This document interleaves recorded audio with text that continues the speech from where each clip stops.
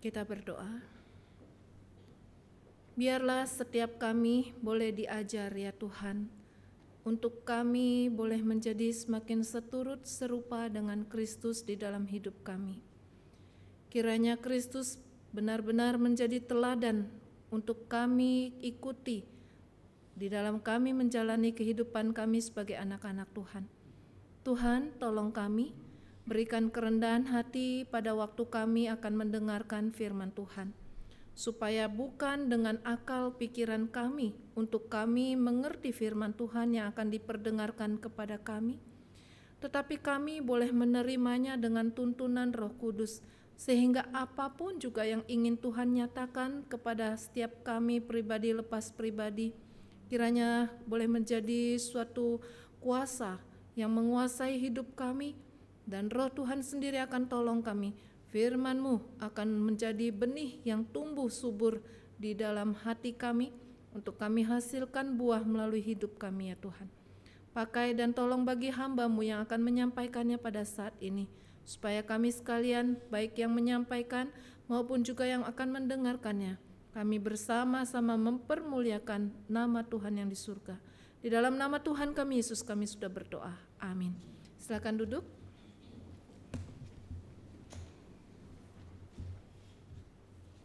Mari saudara, saya mengajak kita sekalian membuka Alkitab kita dari kitab Kejadian. Kejadian pasalnya yang ke-50, ayatnya yang ke-15 sampai ayatnya yang ke-21. Kejadian 50 ayat 15 sampai ayat yang ke-21. Saya mengajak kita membaca secara bergantian. Saya akan membaca ayat yang ke-15, Bapak Ibu sekalian membaca ayat yang ke-16, demikian seterusnya sampai ayat yang ke-21. Demikian bunyi firman Tuhan. Yusuf menghiburkan hati saudara-saudaranya. Ketika saudara-saudara Yusuf melihat bahwa ayah mereka telah mati, berkatalah mereka, boleh jadi Yusuf akan mendendam kita dan membalaskan sepenuhnya kepada kita segala kejahatan yang telah kita lakukan kepadanya. Sebab itu mereka menyuruh menyampaikan pesan ini kepada Yusuf sebelum ia mati, ia telah berpesan. Beginilah harus kamu katakan kepada Yusuf, ampunilah kiranya kesalahan saudara-saudaramu dan dosa mereka, sebab mereka telah berbuat jahat kepadamu. Maka sekarang ampunilah kiranya kesalahan yang dibuat hamba-hamba Allah ayahmu. Lalu menangislah Yusuf ketika orang berkata demikian kepadanya. Juga saudara-saudaranya datang sendiri, dan sesudah mendengarnya kata-kata, kami datang untuk menjadi. Tetapi Yusuf berkata kepada mereka, janganlah takut, sebab aku inikah pengganti Allah.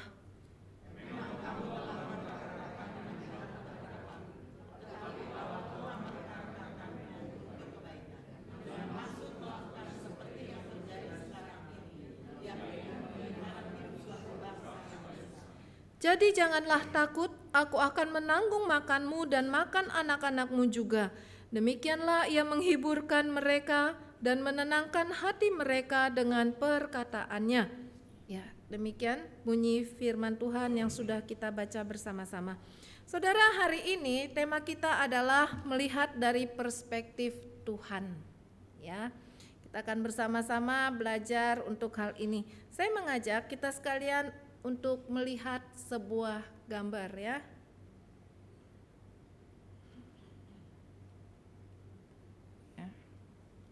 Boleh tolong Pak Nur? Oke. Ya. Saudara, apa yang saudara lihat pada gambar ini? Saudara melihat gambar apa? Wajah apa? Hah? Wajah perempuan. Terus?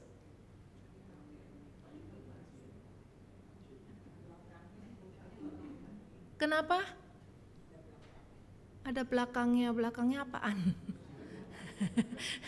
Wajah ada belakangnya memang. Belakangnya kepala botak. Apalagi saudara yang dari sini? Hah? Kakek. hidungnya gede. Apalagi saudara? Berbagai-bagai pendapat ya, kita melihat dari satu gambar ini ya. Ada yang mengatakan ini adalah gambar perempuan yang masih muda kelihatannya ya. Lalu dari sisi lainnya ini ada seorang kepala botak dengan hidung yang besar. Ada yang bilang kakek-kakek begitu ya. Ya saudara, di sini kita melihat ya berbagai perspektif bisa kita lihat begitu ya. Ini gambar apa sebenarnya ya, ada berbagai hasil yang boleh kita kemukakan melalui gambar ini ya.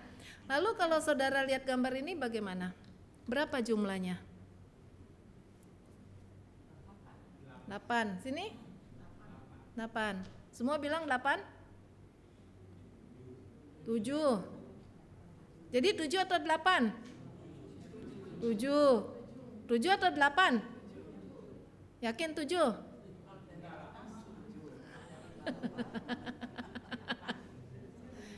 Jadi 7 atau 8 nih? 7, 8.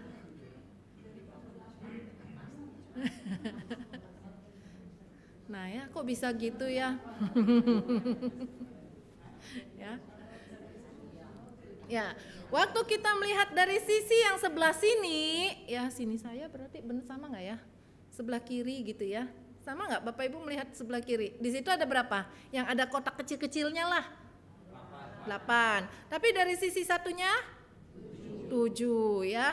Nah makanya kalau kita mau menjawab, lihat dulu dari sisi yang mana begitu kan. Kalau lihat dari sisi yang ada kotak kecil-kecil 8, tapi dari sisi yang satunya 7, nggak sama ya. Tapi kadang-kadang bisa sekali waktu orang bertengkar hanya gara-gara ini ya. Yang satu ada di sebelah sini bilang enggak, ini 8. Yang satu ada di sebelah sana bilang enggak bisa, udah dihitung 100 kali juga 7 kok ya. Emang kamu nggak bisa ngitung ya?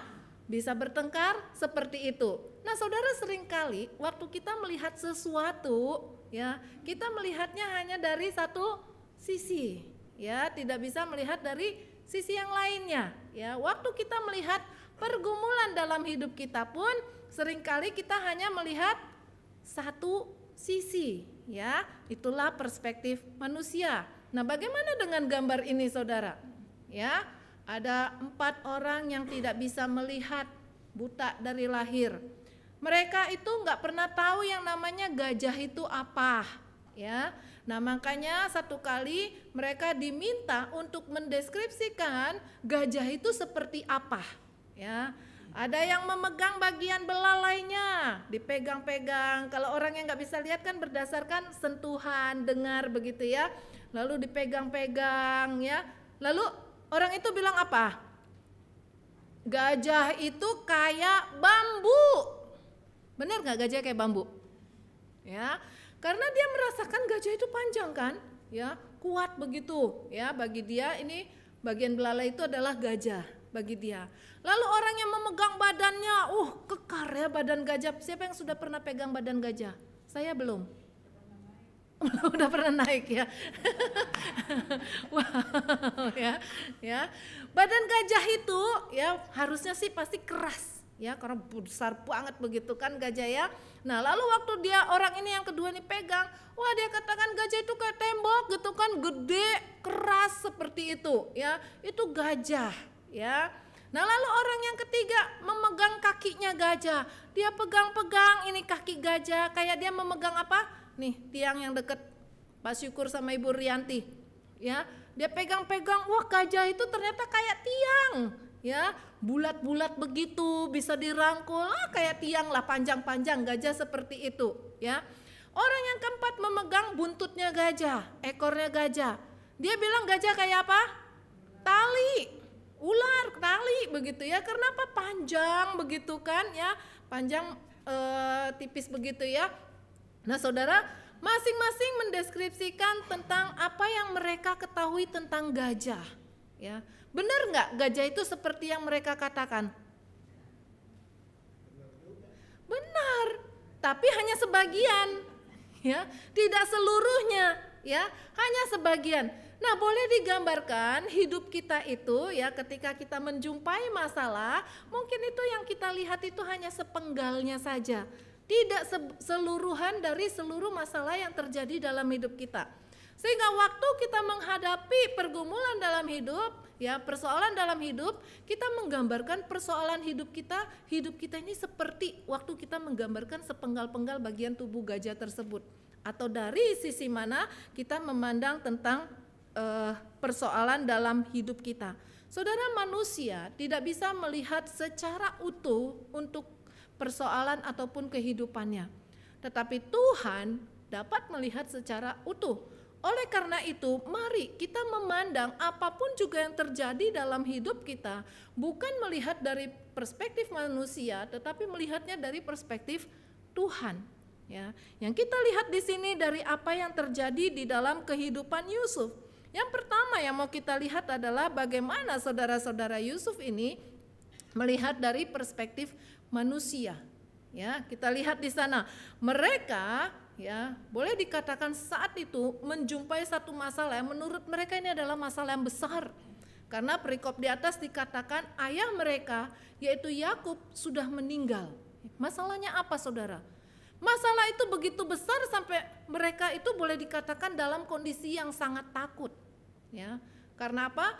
Mereka memandang dengan meninggalnya ayah mereka ini yaitu Yakub, ya, disinilah pemikiran dunia, ya, secara duniawi yang namanya kejahatan akan dibalas dengan kejahatan juga, ya. Dan boleh dibilang saat ini kesempatan emas sedang ada pada Yusuf untuk bisa membalaskan dendam, ya. Kenapa? Saudara, kita lihat ya bagaimana boleh dikatakan mereka itu sudah kembali bersama-sama dengan Yusuf lebih dari 60 tahun, ya. 17 tahun waktu Yusuf dijual oleh mereka, ya. Yusuf kurang lebih waktu itu berumur 17 tahun, ya. Lalu kurang lebih 13 tahun Yusuf bersama-sama dengan istri dengan Potifar begitu ya.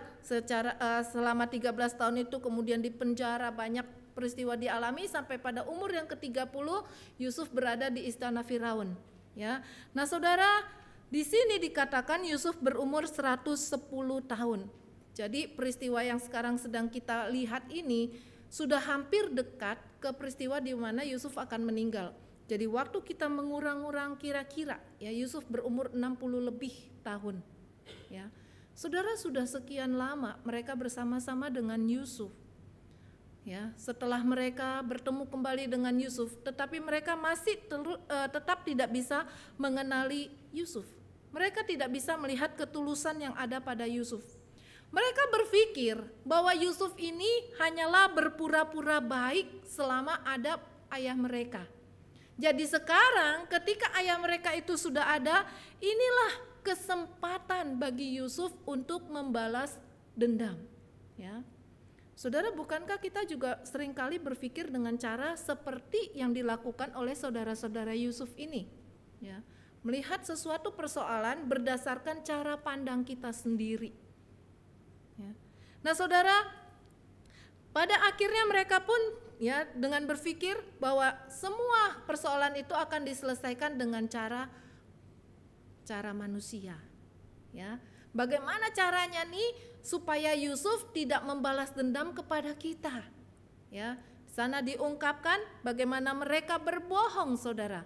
Ya, mereka berbohong dengan mengatakan bahwa ayah mereka sudah berpesan supaya disampaikan kepada Yusuf. Ada nggak kira-kira Yakub berpesan demikian kepada saudara-saudaranya? Nggak ada. Ya, terakhir Yakub adalah mengucapkan doa berkat untuk seluruh anak-anaknya. Ya, saya yakin Yakub sudah melihat bagaimana dan dia sangat tahu akan hati Yusuf yang benar-benar tidak memiliki dendam terhadap saudara-saudaranya. Sehingga saya pun yakin bahwa Yakub tahu bahwa Yusuf itu sudah sangat mengampuni saudara-saudaranya. Ya.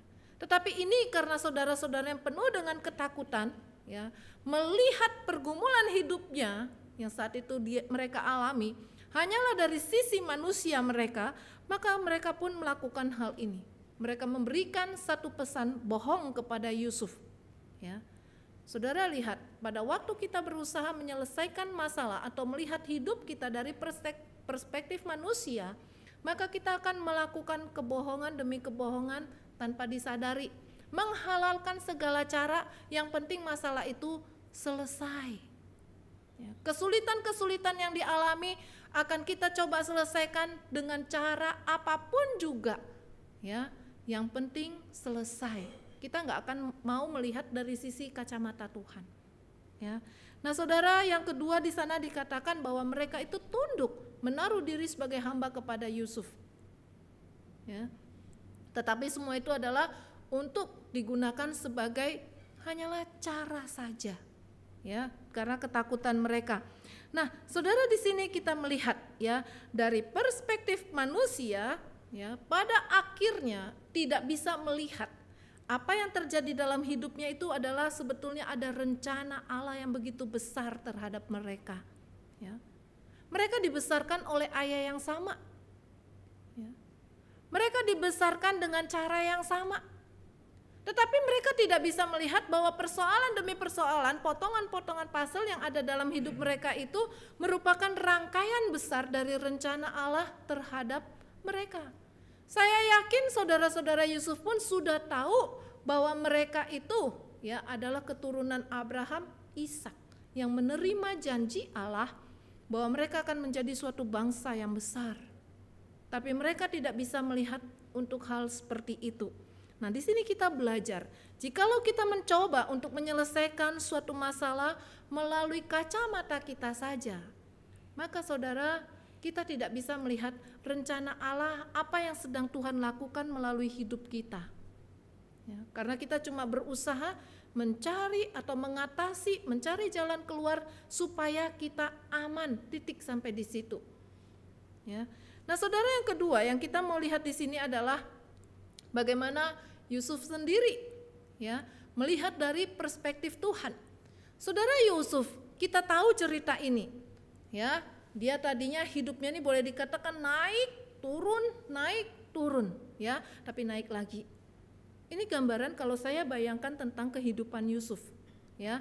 Nah, saudara, Yusuf ini tadinya adalah anak yang sangat dimanja. Dia lebih daripada saudara-saudaranya yang lain, ya. Apapun yang dia mau pasti akan dituruti oleh ayahnya. Namanya juga anak manja, ya. Hidupnya penuh dengan kesenangan. Boleh dikatakan nggak ada kesusahan seperti itu, ya.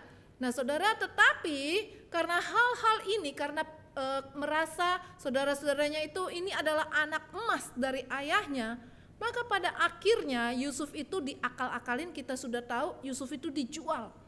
Saudara lihat, pada waktu Yusuf dijual, ya, saya katakan disinilah titik nol, ya. Tuhan buat Yusuf yang tadinya memiliki segalanya, tinggal bersama dengan ayah yang mengasihi, penuh dengan kelimpahan, apapun yang dimau itu sudah ada, tetapi akhirnya habis semuanya itu. Ya, ketika dia dijual, dapatkah dia kasih sayang? Enggak ada. Adakah perlindungan yang dia peroleh? Enggak ada. Adakah materi yang boleh mencukupkan dirinya dengan berlimpah pada waktu dia dijual? Enggak ada. Semua enggak ada. Bahkan kalau saya renungkan, bukan cuma dia dinolkan oleh Tuhan, tetapi dia berada di minus. Ya.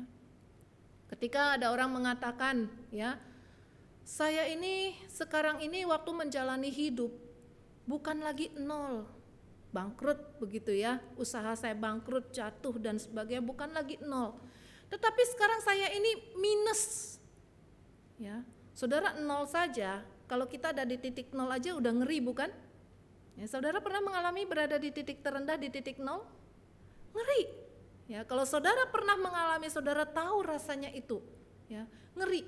Apalagi kalau sampai di titik minus, bukan lagi nol. Ya, sangat menakutkan sekali. Nah, Yusuf yang tadinya segala-galanya ada, pada waktu itu dia benar-benar di titik terendah, nol bahkan minus. Tuhan izinkan semua itu melalui suatu proses Yusuf alami. Saudara, ini yang Yusuf sedang perhatikan dalam hidupnya, ya. Nah, mungkin juga kita mengalami hal seperti ini. Setelah dia berada di titik nol ataupun minus, pelan-pelan kembali dia naik. Naik sebagai apa saudara? Dia dipercaya oleh Potifar. Walaupun dia budak, tapi boleh dikatakan di dalam rumah Potifar itu dia memperoleh kekuasaan. Ya, apapun yang dia akan katakan, dia akan dituruti. Ya, dialah pengatur rumah tangga dari Potifar, pejabat Mesir. Ya. Saudara, ini mendapatkan satu kepercayaan, mendapatkan posisi yang cukup tinggi dalam hidup Yusuf pada waktu itu. Ya, dia kembali naik. Ya, tetapi pada akhirnya karena istri Potifar, jatuh lagi lah dia. Ya, sudah mulai enak hidupnya, dari atas turun, sudah mulai enak hidupnya, jatuh lagi. Dia harus dipenjara. Saudara, anak muda di penjara masih punya masa depan enggak? Sepertinya sudah mulai sulit. Ya, karena kalau keluar dari penjara pun akan dikatakan sebagai mantan napi. Ya, untuk cari kerja nggak mudah. Ya, anak muda, ya masuk penjara, nggak punya apa-apa, ya nggak ada jaminan apa-apa, jauh dari keluarga, bahkan keluarganya pun nggak tahu kalau dia di dalam penjara, saudara. Ya, karena ayahnya sudah mengira dia sudah meninggal. Kalau ayahnya tahu, pasti ceritanya lain. Ya, ceritanya berubah, drakornya itu berubah. Ya, papanya cari dia, cari tahu di mana dia, di penjara mana, cari pengacara yang paling hebat, harus bebas dari penjara. Ya, berusaha memenangkan perkaranya.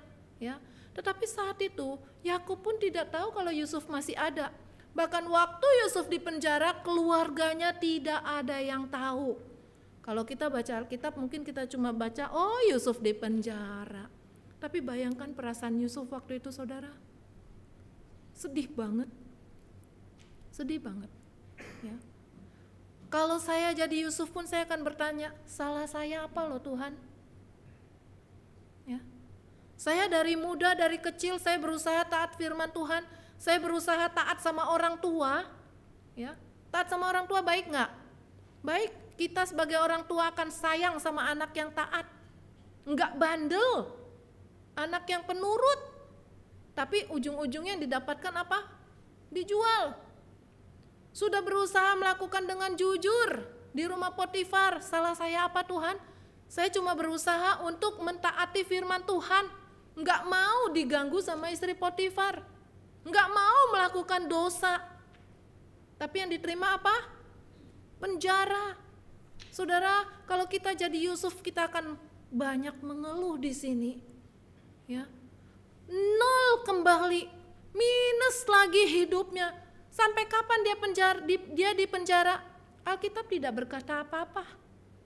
Berapa lama? Enggak tahu. Ya, kalau dikasih tahu di penjara 3 tahun, oke, nanti tinggal hitung waktu. Tapi di sini tidak dibicarakan berapa tahun. Berapa lama harus menjalani kisah di dalam penjara itu? Yusuf tidak tahu kalau nanti di penjara akan apa yang terjadi, dia nggak tahu. Ya, kalau kita sekarang tahu, tenang Yusuf, kalau kita udah tahu nih ya, karena kita sudah tahu nanti kamu akan dapat posisi yang baik.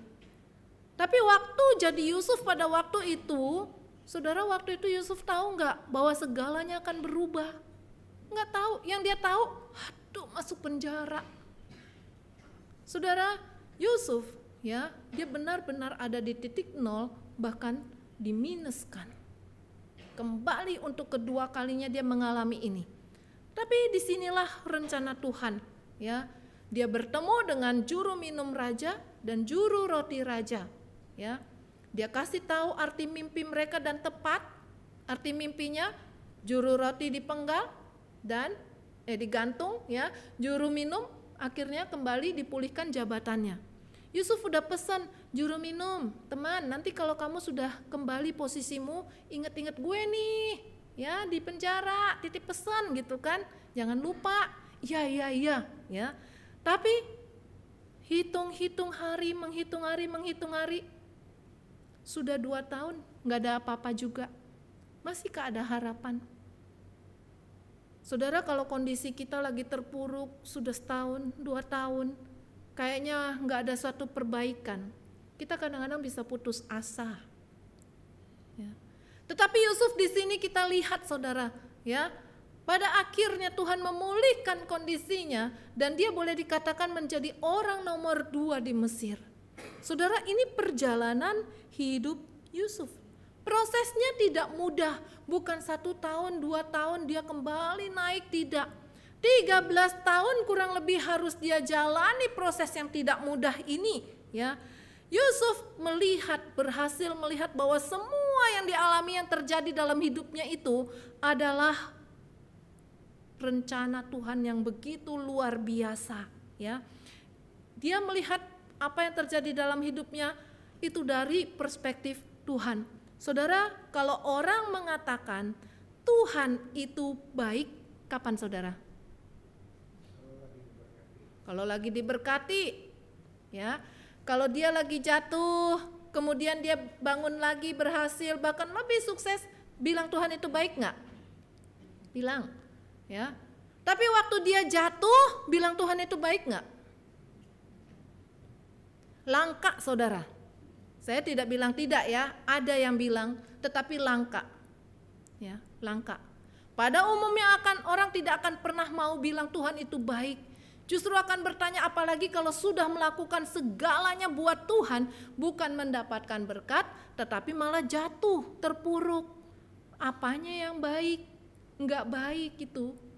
Ya, kalau Tuhan itu baik, tidak mungkin Tuhan membiarkan saya terpuruk. Tidak mungkin Tuhan membiarkan saya mendapatkan sesuatu yang tidak baik. Kalau Tuhan itu baik, ya.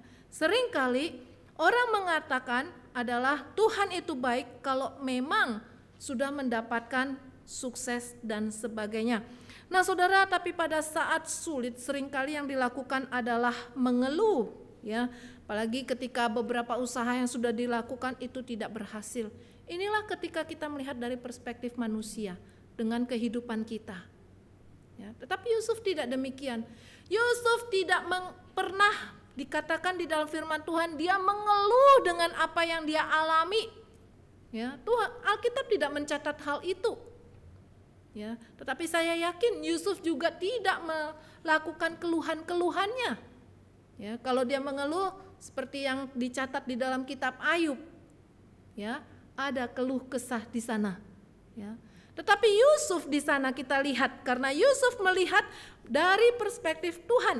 Saudara, bagaimana Yusuf melihat dari perspektif Tuhan? Yang pertama dalam ayat yang ke-19 ketika dia mengatakan, aku inikah pengganti Allah?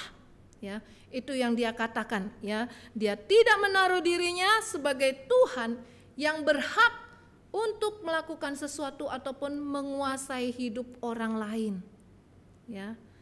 Saudara, dia nggak pakai harta, dia nggak pakai kuasa yang sudah dia miliki pada hari itu untuk menguasai orang lain dan dia berbuat seperti kemauannya. Pernahkah kita menjumpai orang-orang yang menggunakan kekuasaannya, menggunakan hartanya untuk mengatur hidup orang lain? Banyak, ya. Tetapi Yusuf tidak, ya. Yusuf tidak melakukan terhadap saudara-saudaranya, sekalipun boleh dikatakan ini adalah kesempatan emas, ya. Saudara, seringkali, ya, orang, ya, sukses itu biasanya adalah untuk dirinya sendiri, ya. Tujuannya untuk dirinya sendiri, ya. Tetapi Yusuf ketika dia sudah berhasil, dia tidak melakukan untuk balas dendam. Dia bukan hanya untuk mengubah nasib saja, ya. Kenapa? Dia katakan semua yang terjadi itu ada di tangan Tuhan. Semua yang terjadi itu ada di tangan Tuhan.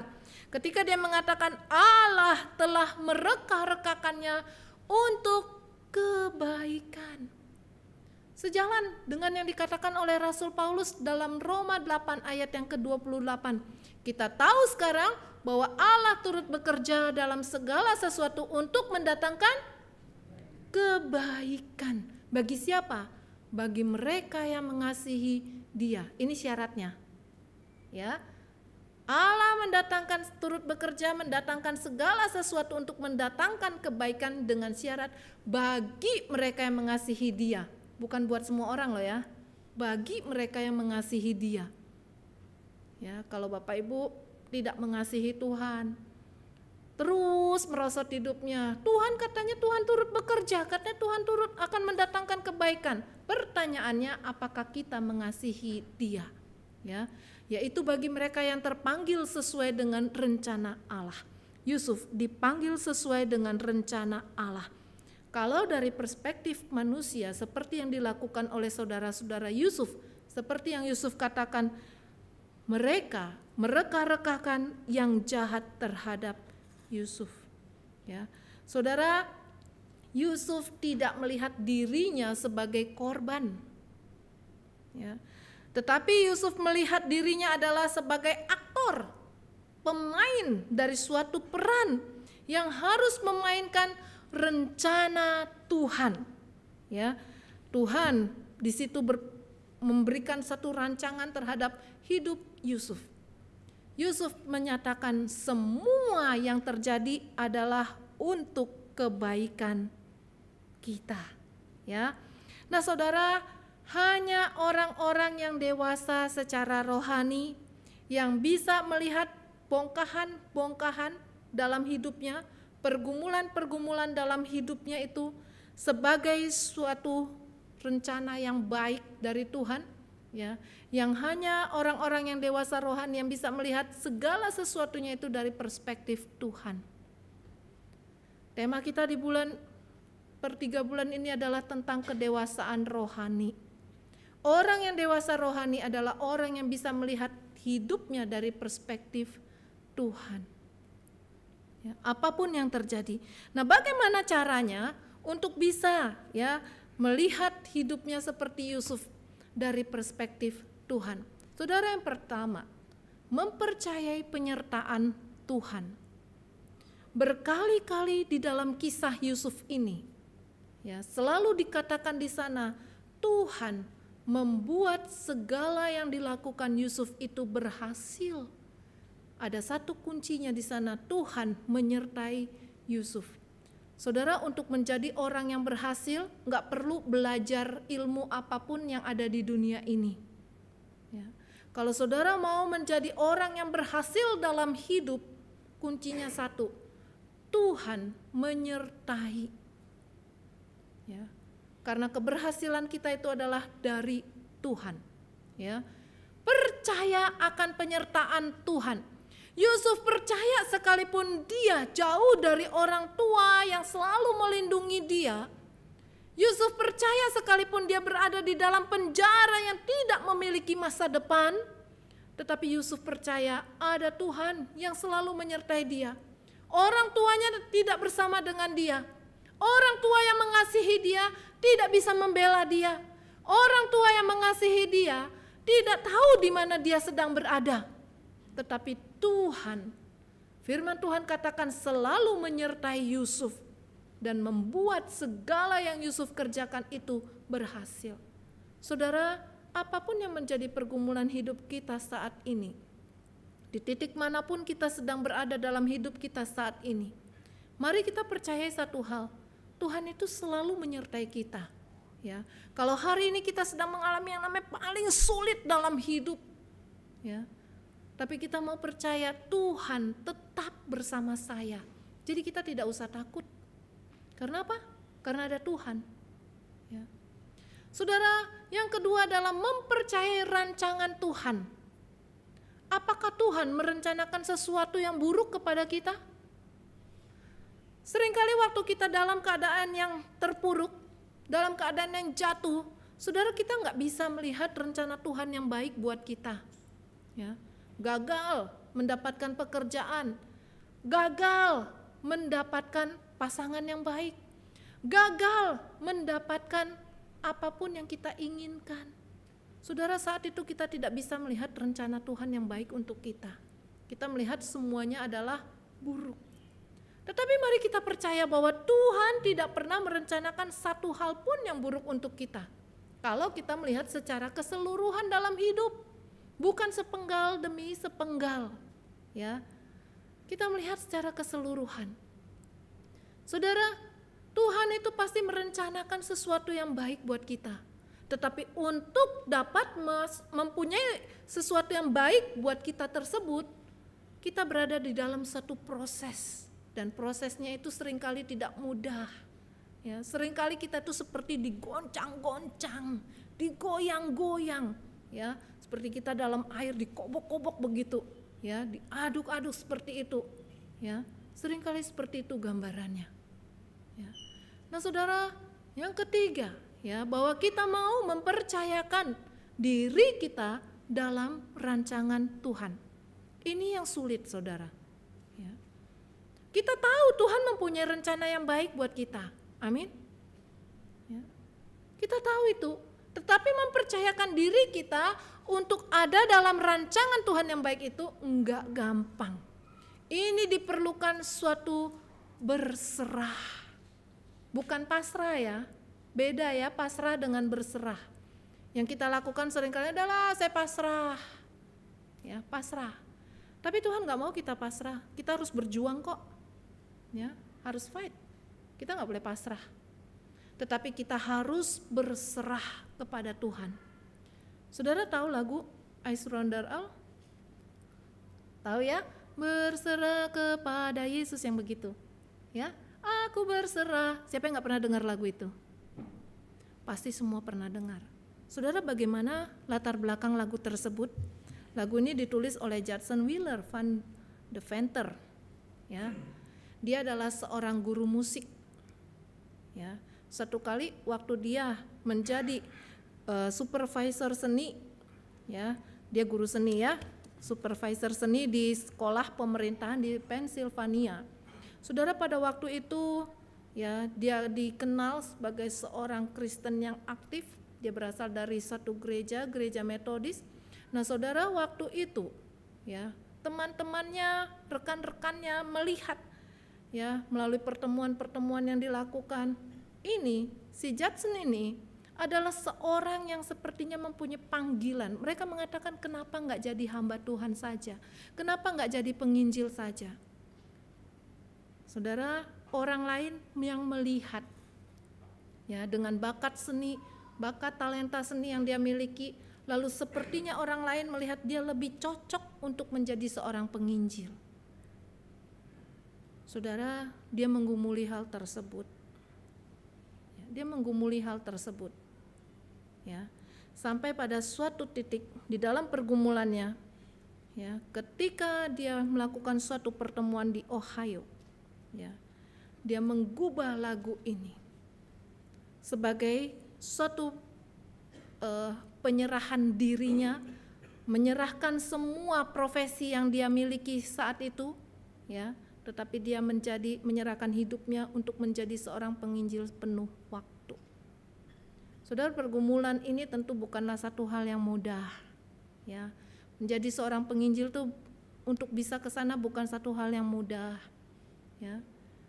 Enggak lantas mata-mata bilang saya mau jadi penginjil, oke masuk. Cister punya pengalaman ya, pernah sharing waktu itu ya, enggak gampang, ya.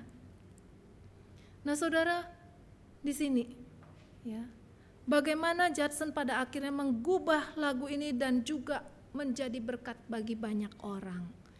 Saudara, kita sebagai anak-anak Tuhan, Tuhan enggak suruh kita semua untuk jadi hamba Tuhan semua secara penuh waktu, ya.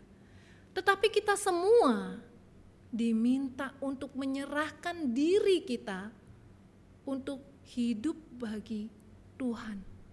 Siapapun kita, di bagian kita masing-masing, ya. Nah, saudara, ini ya, di mana Yusuf itu di dalam seluruh hidupnya, penyerahan dirinya itu boleh kita lihat, ya. Potongan-potongan, bagian-bagian dalam hidupnya, dia susun semua itu bukan dari kacamata dia, tetapi dari kacamata Tuhan. Dia harus mengalami dari atas ke bawah, naik lagi, turun lagi, baru bisa naik lagi. Dia melihat semua ini adalah proses bagaimana Tuhan mempunyai suatu rencana yang baik untuk dirinya. Karena dia katakan apa, saudara, di sana? Dia mengenali, ya, di dalam hidupnya dia katakan bahwa dia itu adalah untuk memelihara hidup. Pertama di dalam Kejadian 45 ayat 7 sampai 8, yaitu memelihara hidup keluarganya. Ya, sampai dia bisa sampai di Mesir. Ya, sampai dia bisa menjadi seorang penguasa, orang nomor 2 di Mesir.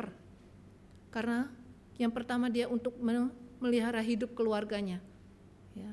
Tetapi yang kemudian dia katakan lebih lagi daripada itu, untuk memelihara hidup suatu bangsa yang besar. Di dalam ayat 20 yang tadi sudah kita baca. Saudara, apa yang menarik saudara? Kalau dia katakan untuk memelihara keluarganya, sepertinya kata-kata ini biasa-biasa saja. Ya. Kita hari ini bisa kita katakan saya sukses karena saya ingin keluarga saya terangkat. Karena saya ingin keluarga saya semuanya hidupnya nyaman. Tetapi bisakah kita mengatakan saya sampai di titik ini karena saya ingin menjadi berkat bagi bangsa? Saudara, Yusuf mengatakan hal ini karena dari kacamata imannya kepada Tuhan. Waktu Yusuf mengatakan, apakah bangsa Israel sudah ada? Bangsa Israel sudah ada? Belum. Ya. Kalau dikatakan hidup untuk suatu bangsa yang besar, bangsa yang mana? Bangsa Mesir kah? Ya. Belum ada. Yang ada adalah keturunan Yakub, anak cucu. Pada waktu itu cicit mungkin. Ya, belum menjadi suatu bangsa waktu itu. Ya. Baru yang Yusuf tahu ini adalah saudara-saudara dia, ponakan kah, cucunya kah, baru sebatas itu. Ya. Tapi dengan mata imannya Yusuf melihat hal tersebut. Nah saudara, disinilah ketika kita bisa melihat pergumulan hidup kita dengan perspektif Tuhan. Ya. Yusuf bisa melihat janji Tuhan terhadap nenek moyangnya. Ya.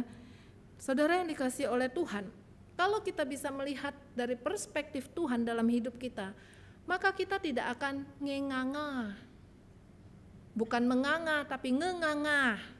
Ya, apa ngenganga? Tidak akan ngeluh dalam hidup kita. Siapa yang nggak pernah ngeluh? Semua pernah ngeluh? Siapa yang sering mengeluh? Semoga tidak semua sering mengeluh. Ya, saudara, kalau kita melihat hidup kita dari perspektif Tuhan, kita nggak akan ngeluh, selalu mengeluh. Apalagi kalau sampai selalu mengeluh, ya. Jangan sampai mengucap syukurlah senantiasa diganti dengan mengeluhlah senantiasa. Ya, jangan sampai seperti itu dalam hidup kita. Ya. Jadi begitu kita ketemu dia, setiap hari yang diceritakan itu adalah keluhan tentang hidupnya. Pernah ketemu orang yang begitu? Banyak. Ya, banyak. Siapa dia? Anak Tuhan. Ya, banyak yang begitu kan, yang diceritakan tiap hari itu asal ketemu aja. Aduh, saya tuh begini-gini loh, saya tuh nggak punya uang gini-gini. Aduh, saya sakit begini-gini loh. Setiap hari mengeluh. Ya, selalu mengeluh. Ya. Kalau kita melihat dari perspektif Tuhan, sekalipun nggak punya uang, sekalipun ada penyakit, maka kita tidak akan mengeluh, nggak akan ya. Dan kita nggak akan ngambek. Banyak yang ngambek nggak? Banyak ya. Ngambek sama siapa? Sama Tuhan, sama sesama. Ya, dikit-dikit ngambek, ya, ngambek. Ya, karena kita cuma melihat dari perspektif kita, aduh kesinggung, tersakiti. Padahal waktu kita tersakiti, kalau kita melihat dari perspektif Tuhan, kita akan bilang apa? Nggak apa-apa, saya sedang diajar sama Tuhan.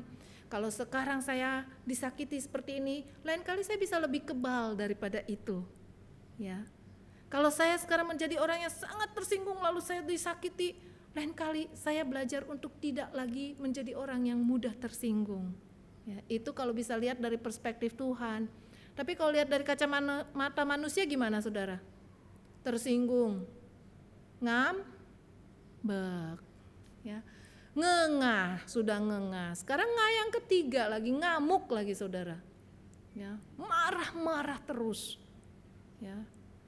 Apapun yang dialami membuat menjadi marah-marah, temperamen, ya. Hati-hati, jangan sampai kita ngengangah, ya.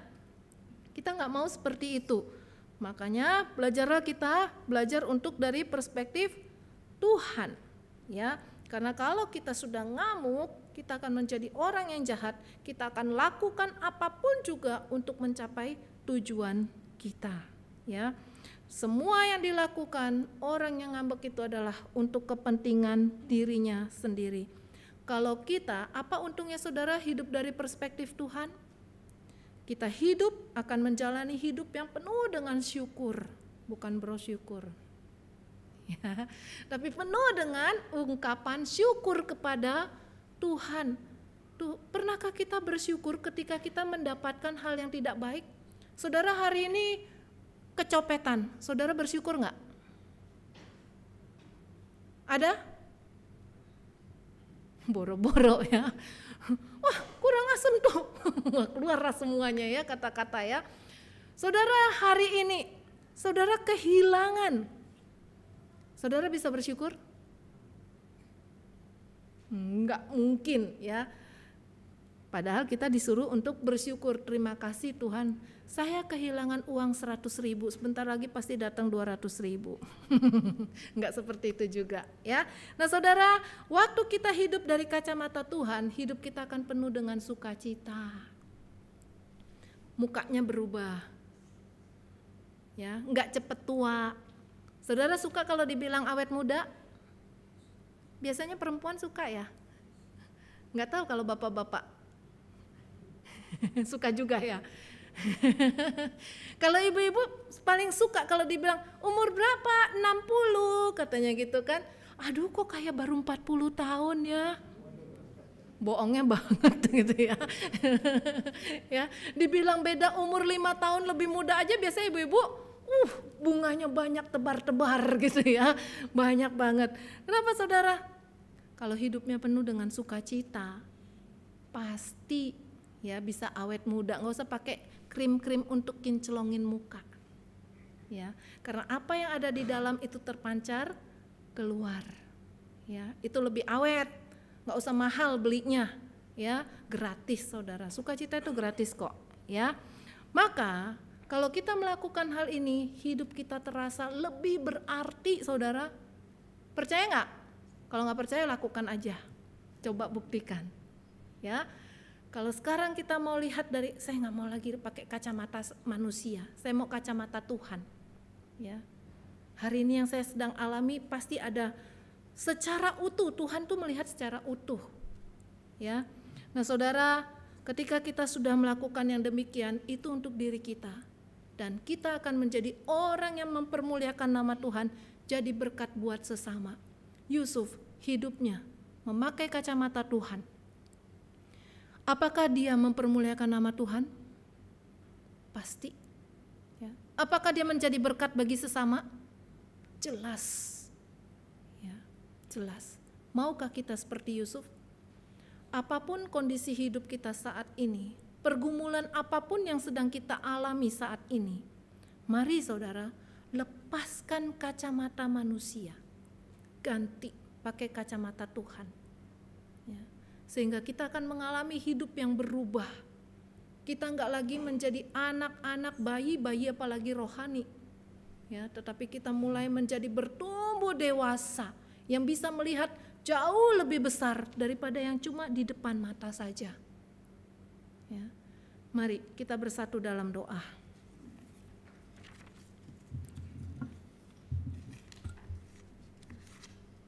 Saya persilakan Pak James untuk menutup di dalam doa.